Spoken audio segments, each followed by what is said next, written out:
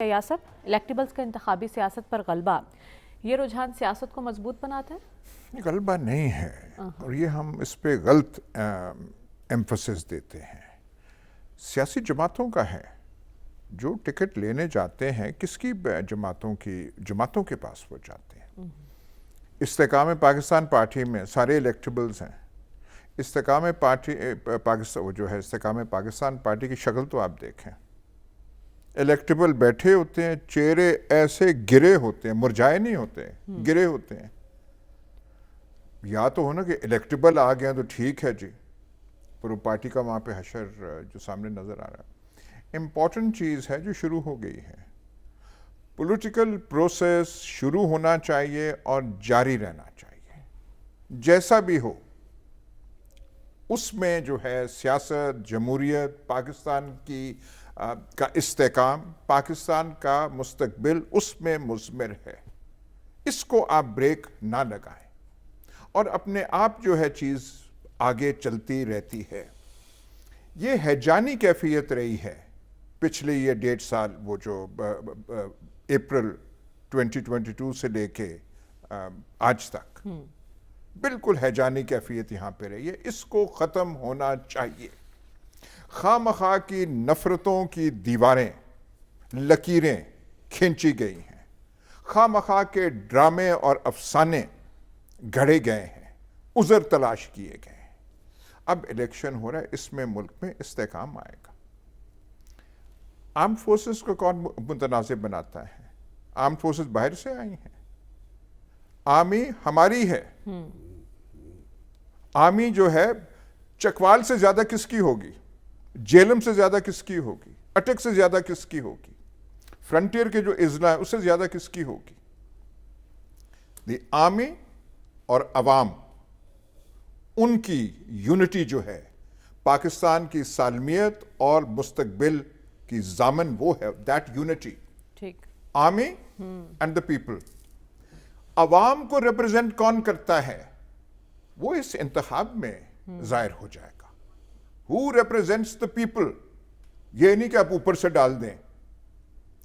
Ballot box, عوام کو جب موقع ملے گا کہ اپنی وہ پرچی دیں گے, وہ جو نتائج آئیں گے اس میں سے the armed forces always remain. ٹھیک ہے. سیاسی پارٹیز آتی جاتی ہیں پر ان کا جو یہ خواہ مخواہ کی لکیریں ہم نے وہ گھڑی ہیں. خواہ مخواہ کا ہم نے کنٹروورسیز یہاں پیدا کرنے کی کوشش کی ہے. ہم نے جو اچھے سیکرڈ مقدس نام ہے ان کو عذر بنا کے پتہ نہیں اپنی اپنی کہانیاں جو ہے تراشی ہیں.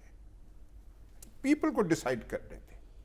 دی آرمی از دیئر, پیپل جو ہے یہ آپس میں ہوگا. اسی سے معیشت کے بھی فیصلے ہو سکیں گے.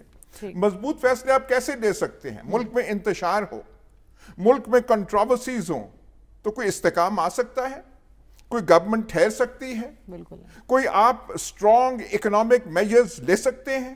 آپ کہتے ہیں جی کہ فلانے سیکٹرز پہ ٹیکسیشن ہونی چاہیے, اور وہاں تو بازاروں میں کوئی جا نہیں سکتا کیونکہ انتشار حکمرانی کا انتشار ہے, وہ ہمیں کھا گیا ہے.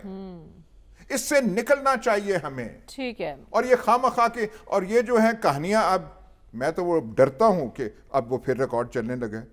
2018 میں یہ ہوا تھا, فلانا یہ ہوا تو میں کوئی, اب پھر آپ چلے جائیں وہ کریں, وہ اس سے نکلیں. مستقبل جو ہے اس کا ہمیں الیکشنز کی جانب ایسے ہی بڑھتے رہنا چاہیے. ہمیں انتخابی اتحاد پر بھی بات کرنی ہے. یاسب, جیسے زرداری صاحب نے کہہ دیا کہ وہ پی ٹی آئی سے اتحاد نہیں ہوگا. نون لیگ اگر پنجاب میں دیکھا جائے تو ایک طرف کاف لیگ سے بھی ملاقاتیں کر رہی ہے, جے یو آئی سے بھی ہو رہی ہے, استحکام پاکستان پارٹی سے بھی ہو رہی ہیں ان کی ملاقاتیں. آپ نے پہلے موضوع کی بنا پہ اتنی کنفیوژن پھیلا دی ہے, اس میں تھوڑی سی کلیئرٹی کی ضرورت ہے, اور وہ یہ والا سبجیکٹ بھی کور کر دے گا. یہ جو آپ اتحاد کی بات کر رہی ہیں, یہ کون سے ماضی کے دریچوں میں ہم گھوم رہے ہیں. 1970 میں پنجاب میں جو پیپلز پارٹی کے کینڈیڈیٹس تھے, وہ جیسے یہاں پہ الیکٹیبلز کی ڈیفینیشن دی جا رہی ہے وہ ایسے نہیں تھے. ووٹ پیپلز پارٹی کا تھا, اور بڑے بڑے جو جنہیں آپ الیکٹیبلز کہہ رہے ہیں, اور برج دوسرے طرف تھے. اور وہ ایسے 7 دسمبر کو جب رزلٹ آئے تھے, مطلب اتنی ناول کوئی تھرلر فلم جو ہے ایکسائٹنگ نہ ہوگی جتنا کہ وہ رزلٹ کی وجہ سے تھا. برج کے برج جو ہیں گر رہے تھے. یہ ان پارٹیز کی بات ہے جن کی عوامی ساکھ نہ ہو. پھر آپ بیگ لے کے آتے ہیں کہ جی اتنے کروڑ میں دے رہا ہوں. کئی جماعتیں ہیں, میں کیا نام لوں, حضرت بیٹھے ہوئے تو میں اس لیے میں نام دینے سے میں کترا رہا ہوں, جن کے لیڈروں کے جو فرزندان ہوتے ہیں ان سے میٹنگ کے لیے جب تک آپ کو ایک پیٹی نہ لے کر آئیں, ایک پیٹی ہوتی ہے اور ایک وہ دوسرا کیا لفظ ہوتا ہے وہ اس کا وہ بمبئی مافیا کا کوکا وہ نہ لے کے ملاقات نہیں ہوتی. اچھا. صافی صاحب سے آپ پوچھ لیں نواب آف ہوتیز کہاں ہیں, اور جو بڑے قوانین ہیں وہ کہاں ہیں. وہاں پہ ہولڈ جو ہے پہلی دفعہ تاریخ میں ہوا ہے فرنٹیئر میں کہ ایک ہی جماعت 2 دفعہ حکومت آئی ہے. کیوں آئی ہے؟ وہ قوانین کے سر پہ آئی ہے. نوشہرہ کا خان ہے جو ہمارے صافی صاحب کا دوست ہے, جب یہ کبھی وہ جسارت کرتے ہیں اسلام آباد سے نکلنے کی تو نوشہرہ کو ہاتھ لگا کے پھر واپس آ جاتے ہیں کیونکہ انہوں نے قومی معاملات کو دیکھنا ہوتا ہے. وہاں پہ وہ وہاں کا ہے, مطلب بڑے خاندان. اس کی حالت آج دیکھیں پرویز خٹک کی کیا ہے.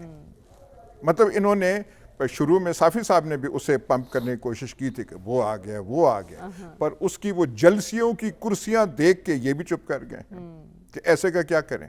اور یہاں پہ رونا کیا ہے اس وقت پاکستان پنجاب میں, جن کی چودراہٹ تھی وہ 1985 کے آئی جی آئی الائنسز اور جو پیچھے سے ان کو پردوں کے پیچھے سے مدد ملتی تھی, اور یہ جو یہاں کے خانوادے بن گئے تھے پنجاب کے, ان کی وہ چودراہٹ ختم ہو گئی ہے پنجاب میں. وہ آپ سمجھ جائیں. یہ جو تھا جن کے کمپیوٹر وہ ایک سے نہیں چلتے, وہ کمپیوٹر میں پروگرام ہے کہ 12 سے چلنا ہے, ان کا حشر کیا ہوا تھا آپ نے دیکھا نہیں تھا. آپ کے سامنے آپ اس ایف آئی آر میں گواہ ہیں جب وہ جو کمپیوٹر تھا وہ شروع ہی 12 سے ہو رہا تھا. میں نہیں شاہد ہوں. اس دن حشر کیا ہوا تھا. یہ کہاں کی آپ الیکٹیبل کی بات کر رہے ہیں؟ یہاں پہ جو آپ کہہ رہے ہیں کہ جو جیل میں ورکر ہیں, اور جناب والا لطیف کھوسا خود آپ کہہ رہے ہیں صافی صاحب کہ وہ وہاں کے وہ خان شان نہیں ہیں, پر آگے ہیں نا.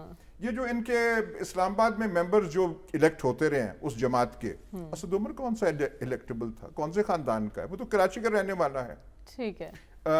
اس دفعہ آپ دیکھ لینا جو ایک آدھ ان کے وکیل وغیرہ کوئی ٹھیک ہے. تو آپ کہہ رہے جو انہوں نے الیکٹیبلز کی ڈیفینیشن بتائی وہ غلط ہے, چودراہٹ قائم ہے یا نہیں. الیکشن کمیشن نے انتخابات کے حوالے سے تیاریاں شروع کر دی ہیں, اور اس سلسلے میں ہم دیکھ رہے ہیں کہ ایک درخواست بھی آئی ایاسب.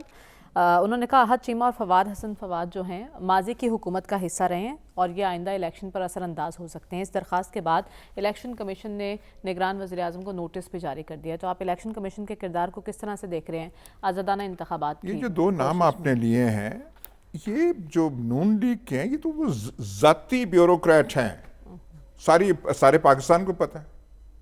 فواد حسن فواد, احد چیمہ, یہ تو ان کا پتہ نہیں کب سے ان کے ساتھ ہے. اور حیرانگی کی بات ہے کہ کابینہ میں یہ شامل تھے, احد چیمہ شامل تھا, فواد حسن فواد تھا.